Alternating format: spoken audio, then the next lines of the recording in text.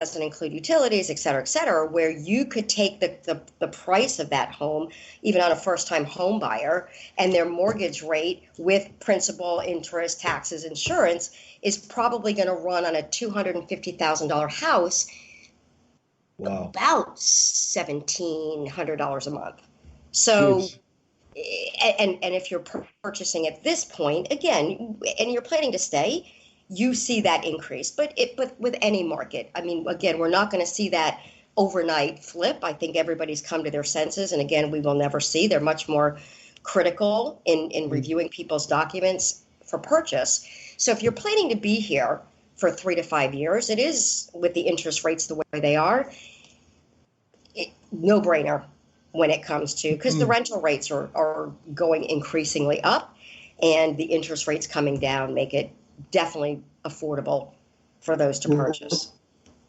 Right. So you think right now we're going towards going back to purchasing rather than just renting? I think so. Or is that just as the interest rates rise, then it makes more sense. Renting is down. To give you an example, a brand new building in downtown Sarasota got built in 2017, 180 units. And they're renting in there from $1,500 to about $2,300 a month for 1 bedrooms, and some are 2 bedrooms. That building just got sold 2 weeks ago for $80 million. Wow, that's a lot of money. They averaged about $450,000 per unit for efficiency, 1 bedrooms, a couple of 2 bedrooms in downtown Sarasota. There's 3 or 4 new housing developments being built in downtown Sarasota because we just don't have enough rentals. Yeah. And supply and demand. I keep hearing this. Well, I keep hearing also that a lot of people want you to fix up your rentals and to modernize this and put marble here and marble there. And I don't know. To me, it goes against my primary idea, which is where you need to be. It's location, really. Yes. Wendy Leventhal, outside of work, I believe you have a few hobbies. Could you tell me about those? Just to change subjects a bit. Richard, I have 3 children, so I have hobbies. Your children's hobbies are their hobbies. Yes, exactly. But I think my primary hobby, I mean, yes, we love to go boating and we do biking and yoga and trying to keep again with the healthy lifestyle. But my passion for years has always been, because my background, special needs children, as well as supporting children in the situation of homelessness. And we're not so much seeing it anymore, but 10 years ago when our market really took that dive, we saw a lot of families, good families, who lost positions, lost jobs, or they were in a rental situation where their landlord was losing their property and found themselves homeless. And so we started a group that support families. So we really call them children with parents that became homeless, and took them in, helped, whether it was re-education, helping them really get back out on their feet. So not your chronically homeless, but those who just life happened. And so that has been, I sat on the board of that and continue to move forward with that. So those are really my passion. So it sounds like you're not only are you selling real estate, but you're also helping other disadvantaged people with their real estate problems too. Yes. And I also handle the charitable contributions for our office at the Longboat Key office for Coldwell Banker, where for the past 4 years I head up, it's called CARES, and we raise hundreds of thousands of dollars every year and support the food bank, the women's shelter. We do Make-A-Wish Foundation. So I head up our whole Longboat Key office and the charitable contributions and fundraising for that office as well. How about you, David? What's your daily philosophy for a good life? Well, I also volunteer. I deliver from Meals on Wheels once a week to about 25 families.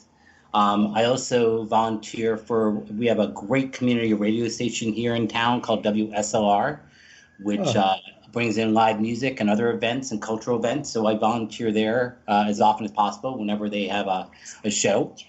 I also deal with any type of catering. I help some friends of mine who do some catering. Jeez, I thought you guys were going to talk to me about, playing tennis or golf or Well, I do too those that, kind but of hobbies. we try to volunteer as much as possible. We work hard. I go to my music festivals, and I'm a big music person. We have great opportunities to see some great concerts here, whether it's in St. Pete, Clearwater, and of course with the weather, we golf, tennis, Yeah. Kayaking through the mangroves. paddleboarding. Well, I take a daily walk for about an hour and a half along the water. That's great. I mean, it sounds like you guys are on the right track. Would either of you like to comment? And this is, I guess, I'm asking personally on the special situation of IMG Academy, where I live, and how the real estate situation is really quite different there than outside the walls of IMG. Sure. Now, when I got brought into IMG, I didn't know much about it, and so I went in there with some open eyes. And I can tell you the one consistent thing that we met, and we have about 40% of our clients are still IMG clients. But I noticed that all the parents are doing is for the sacrifice of their kids. I was overwhelmed as a person who doesn't have children. Mm-hmm. And from our parents loved each other and they loved us. But I can tell you, my parents wouldn't have moved from Pawtucket, Rhode Island to Connecticut to make me a better athlete. So when I see these people moving from halfway around the world, sometimes just one parent, with one kid or in disruptions of the family, but still to see the love and the sacrifices for these kids, I'm overwhelmed. Yeah, I really am. Now, the inside the campus, and because of that, and Richard, you would know, everything's micromanaged, so every second can be very important. So it's very important for a lot of these families, especially when they don't live in this country, to live on campus, knowing that their child can walk out their door and go to training and not have to worry about going down the street, and they'll pay for that. And of course, for our listeners who don't know, IMG Academy is a sports academy started by tennis guru Nick Bollettieri, and then it involved several sports. So parents send their kids there to be trained in sports in the morning or afternoon, and then they do the schoolwork on the other time. So it's like a sports. They're all student athletes. Correct, and it's not more than that. I mean, their short time program too is amazing. And IMG is now turned into the biggest company in Manatee County. They bring in more money to the area, not just in their salaries, but just the people traveling here. Building that hotel on campus.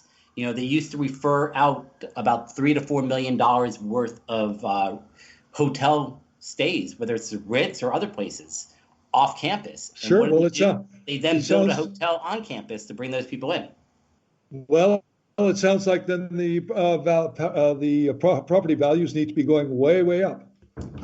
Well, but you also have a limited market, because people from the outside will not go in. So, but yes, the bigger that IMG becomes, the more people that it attracts, the more sales and whatnot happen on campus. It's such a unique environment. It's such a family place to be. It is really where if you can afford it and your kids are there, you need to be on campus. But your market needs to be marketed and is marketed within the compound of the compound. Sure. Well, look, we only got a few minutes left, but I've heard that. Well, we've heard the planes come in, Wendy, and I've also heard there have been and will be more and more baby boomers descending on Florida. Right now, there are apparently 18 million cars in Florida. How do you see the situation play out? I guess it looks good for the real estate business, doesn't it? It does. And again, we have to remember, although we've got all those cars coming in, you do have people who retired back in the 70s and 80s that have unfortunately even passed or are moving back to where they came from to be around family. That happens quite often. We see that a lot, that we're relocating and selling properties to people that are going back so that they can be with their children and grandchildren for the last years that they have and they need more care. So, but the indication, look at all the new construction, it's everywhere. So we are seeing a huge influx. There is a little bit of a concern with the infrastructure. That is a big question for everybody. So Sure. we hope that Sarasota, Manatee County gets that right, because as we do have more, of course, that is going to, we've noticed that the traffic, even this time of year, Yeah. where normally this is our solitude, you Yeah. don't have to wait for a restaurant, there is no traffic, and I am noticing that more people are here on a full-time basis, not even Wow. just they're staying. But again, I think with the taxes and The not weather. having any income tax, and again, the weather up north, I know New York they're moving out in droves, but look at their tax situation and Terrible. their weather situation as well. Yeah.